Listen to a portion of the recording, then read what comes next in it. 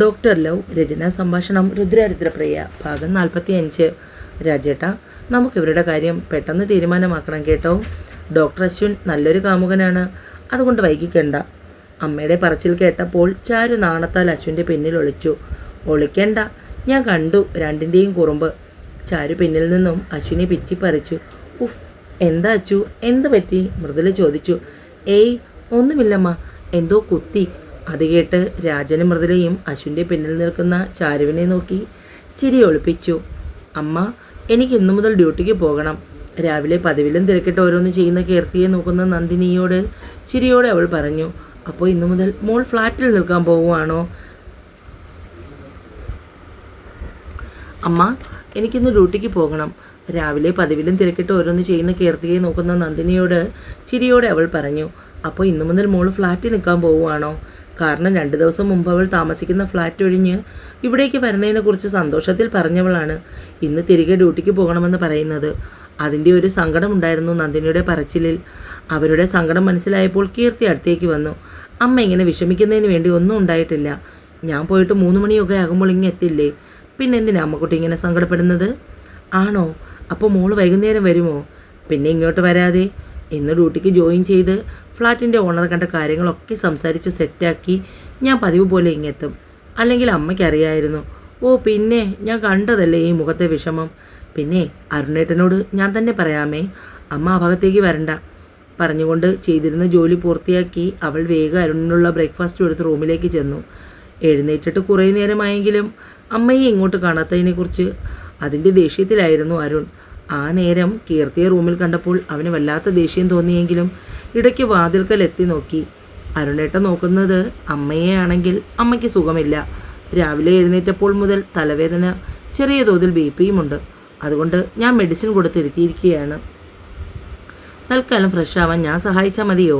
ചോദിച്ചുകൊണ്ട് തന്നെ അവൾ അവനടുത്തേക്ക് വന്നു. അവളുടെ സഹായം വേണ്ടെന്ന് പറയണമെന്ന് ആഗ്രഹമുണ്ടെങ്കിലും അതിന് കഴിയാത്ത അവസ്ഥയിലായി അരുൺ.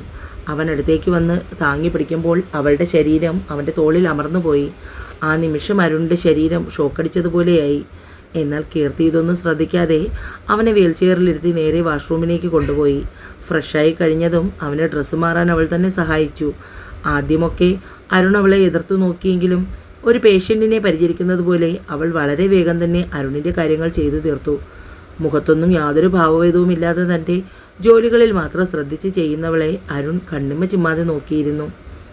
ആഹാരമടങ്ങിയ പ്ലേറ്റ് അവൻ്റെ കയ്യിൽ കൊടുത്ത് അവൾ അവന് കഴിക്കാനുള്ള മെഡിസിൻ എടുത്തു. അപ്പോഴേക്കും തന്നെ നോക്കിയിരിക്കുന്നവനെ അവൾ ഞെട്ടലോടെ നോക്കി. എന്നെ നോക്കിയിരിക്കാതെ ആഹാരം കഴിക്കാറുണ്ടേട്ടാ, അവൾ കളിയായി പറഞ്ഞു. ഓ പിന്നെ, നിന്നെ നോക്കിയിരിക്കാൻ എനിക്ക് വേറെ പണിയൊന്നുമില്ലല്ലോ, ഒന്ന് പോടി അങ്ങോട്ട്. നോക്കാൻ പറ്റിയ സാധനം. അവളെ ആവോളം പുച്ഛിച്ചുകൊണ്ട് അവൻ ഭക്ഷണം കഴിക്കാൻ തുടങ്ങി. കഴിച്ചു കഴിഞ്ഞ് മെഡിസിനും കൊടുത്ത് റൂമിൽ നിന്നും പുറത്തേക്ക് ഇറങ്ങാൻ നേരമാണ്. ഞാനിന്ന് തിരികെ പോവുകയാണ് ഡ്യൂട്ടിക്ക് ജോയിൻ ചെയ്യാൻ. എന്നെക്കൊണ്ടുള്ള ശല്യം അരുണേട്ടന് ഇന്നോടുകൂടി കഴിയും കേട്ടോ. ഇനി ഞാനെന്ന ശല്യം നിങ്ങളെ തേടി വരില്ല. പറഞ്ഞുകൊണ്ട് അവൾ റൂമിൽ നിന്നും വേഗം പുറത്തേക്ക് ഇറങ്ങി. എന്നാൽ അപ്പോഴും അരുൺ അവൾ പറഞ്ഞ കാര്യം നിങ്ങൾ കേട്ട് ഞെട്ടിയിരിക്കുകയായിരുന്നു. ഇന്നത്തോടുകൂടി അവൾ തിരികെ ഫ്ലാറ്റിലേക്ക് മാറാൻ പോവുകയാണോ? നേരത്തെ ഹോസ്റ്റലിലായിരുന്നു. ഇടയ്ക്ക് ചാരുവും കൂടി ചെല്ലുന്നത് കൊണ്ട് തന്നെ അടുത്തുള്ള ഫ്ലാറ്റിലേക്ക് കുറഞ്ഞ വാടകയ്ക്ക് 2 പേരും കൂടി താമസം മാറി. ഇപ്പോൾ വീണ്ടും അങ്ങോട്ട് തന്നെ പോവുകയാണോ? ആലോചിച്ചപ്പോൾ എന്തുകൊണ്ടോ ഒരു വിഷമം. അതവൾ പോകുന്നത് കൊണ്ടാണോ അതോ തിരികെ വരാത്തത് കൊണ്ടാണോ എന്താണെന്ന് ചോദിച്ചാൽ വ്യക്തമായി പറയാൻ അരുണിനറിയില്ല. ഇടയ്ക്കിടയ്ക്ക് കണ്ണുകൾ ഡോറിൻ്റെ അടുത്തേക്ക് നീണ്ടു ചെന്നു. ഒരിക്കൽ കൂടി അവളെ കാണണമെന്ന് ആദ്യമായി അവൻ ആഗ്രഹം തോന്നി. ഡ്രസ്സ് മാറുന്നതിനിടയിൽ നന്ദിനി റൂമിലേക്ക് വന്നു. മോള് പോകുന്ന കാര്യം അവനോട് പറഞ്ഞു.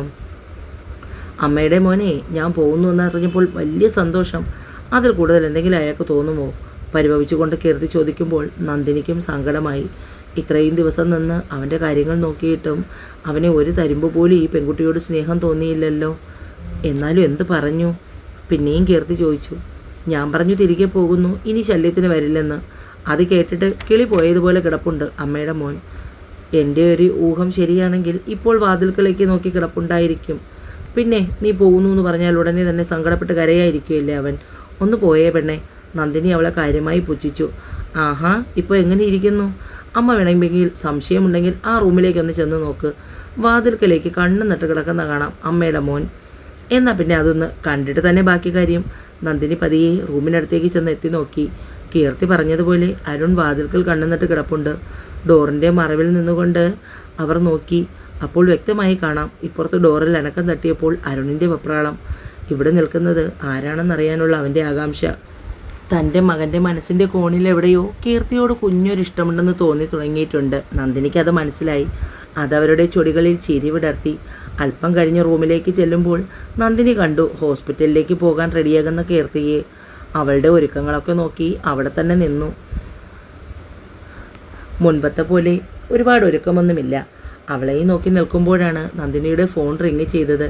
പറയാതെ തന്നെ അറിയാം അത് ആരുടെ കോളാണെന്ന്. എന്നും രാവിലെ ഒരു വിളി പതിവുള്ളതാണ് ചാരുവിന്. അമ്മേ. കോൾ എടുത്ത ഉടനെ തന്നെ ചാരുവിൻ്റെ നീട്ടിയുള്ള വിളി എത്തി. ഞാൻ വിളിച്ചില്ലെങ്കിൽ എന്നെ ഒന്ന് അന്വേഷിക്കുക പോലും ചെയ്യരുത് കേട്ടോ. അപ്പുറത്തുനിന്ന് പരിഭവിച്ചാണ് ചോദ്യം. അതിന് നിനക്കിപ്പോൾ ഞങ്ങളെയൊക്കെ ഓർമ്മയുണ്ടോ? നിനക്ക് നിൻ്റെ ഡോക്ടറും ഡോക്ടറിൻ്റെ അമ്മയും മതിയല്ലോ. നന്ദിനിയും വിട്ടുകൊടുത്തില്ല. അമ്മയുടെ വായിൽ നിന്നും നിൻ്റെ ഡോക്ടറെന്ന് കേട്ടപ്പോൾ ചാരു ചമ്മിപ്പോയി. അമ്മ എന്തിനാ ഇങ്ങനെയൊക്കെ പറയുന്നേ? എനിക്കിവിടെ നിന്ന് വരാൻ പറ്റാത്ത അവസ്ഥയായതുകൊണ്ടല്ലേ? എന്തായാലും നിൻ്റെ അവസ്ഥയൊക്കെ എനിക്കറിയാം. ഇവിടെ നിന്ന് നീ മാറി നിൽക്കുന്നത് കൊണ്ട് അതിനുള്ള പ്രയോജനം കിട്ടിത്തുടങ്ങിയിട്ടുണ്ട്. അമ്മ എന്താ പറയുന്നേ? എനിക്ക് മനസ്സിലായില്ല. തെളിച്ചു പറ. നിൻ്റെ കൂട്ടുകാരി ഇന്നു മുതൽ ജോലിക്ക് കയറാൻ തുടങ്ങുകയല്ലേ? അതുകൊണ്ട് രാവിലെ തന്നെ അവനോട് ചെന്ന് പറഞ്ഞിട്ടുണ്ട്. പ്രത്യക്ഷത്തിൽ കീരിയും പാമ്പും ഒക്കെ ആണെങ്കിലും ഇപ്പോൾ ഞാൻ ചെന്ന് നോക്കുമ്പോൾ അവൾ പോകുന്നു എന്നറിഞ്ഞിട്ടാണെന്ന് തോന്നുന്നു. വാതിൽക്കൽ തന്നെ കണ്ണുനട്ട് കിടപ്പാണ്. ആര്? ഏട്ടനോ? അമ്മയ്ക്ക് തോന്നിയതാവും. അമ്മ ഒന്ന് പോയേ വെറുതെ. എൻ്റെ കൊച്ചേ, ഈ പെണ്ണ് പറഞ്ഞപ്പോൾ ഞാനും ആദ്യം തമാശയാണെന്നാണ് കരുതിയത്. നോക്കിയപ്പോഴല്ലേ കണ്ടത്. ആണോ അമ്മേ?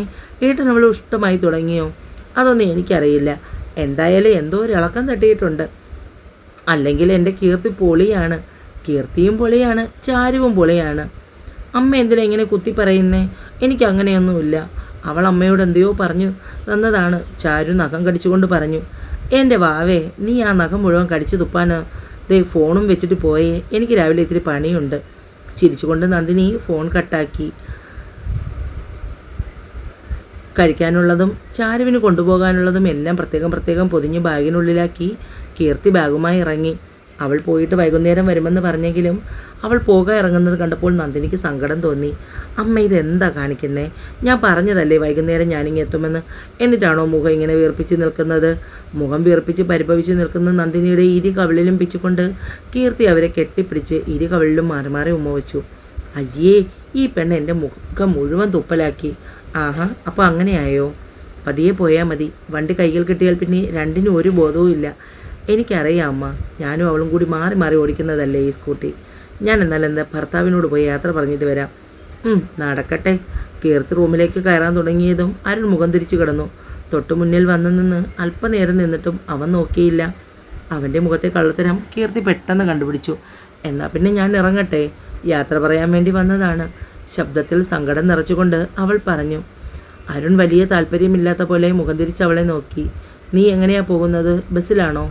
ഇല്ല, ചാരുവിൻ്റെ സ്കൂട്ടി ഉണ്ടല്ലോ, അതിലാണ് പോകുന്നത്. അതിന് നിനക്ക് സ്കൂട്ടർ ഓടിക്കാൻ അറിയാമോ? പിന്നെ എനിക്ക് 2 വീലറിൻ്റെയും 4 വീലറിൻ്റെയും ലൈസൻസ് ഉണ്ട്. ഈ തിരക്ക് പിടിച്ച സമയത്ത് നിനക്ക് ബസ്സിൽ പോയാൽ പോരെ? അത് ബുദ്ധിമുട്ടാണ്. കാരണം എനിക്ക് ലഗേജ് ഒരുപാട് കൊണ്ടുപോകാനുണ്ട്. അവൾ ഇവിടെ നിന്നും പോവുകയാണെന്ന് മനസ്സിലായി. എങ്കിലും എന്തുകൊണ്ടോ ഒരു വേദന അവൻ്റെ ഹൃദയത്തെ കീറി മുറിച്ചു. പ്രിയപ്പെട്ട എന്തോ തന്നിൽ നിന്നും അകന്നു പോകുന്നത് പോലെയുള്ള ഒരു തോന്നൽ.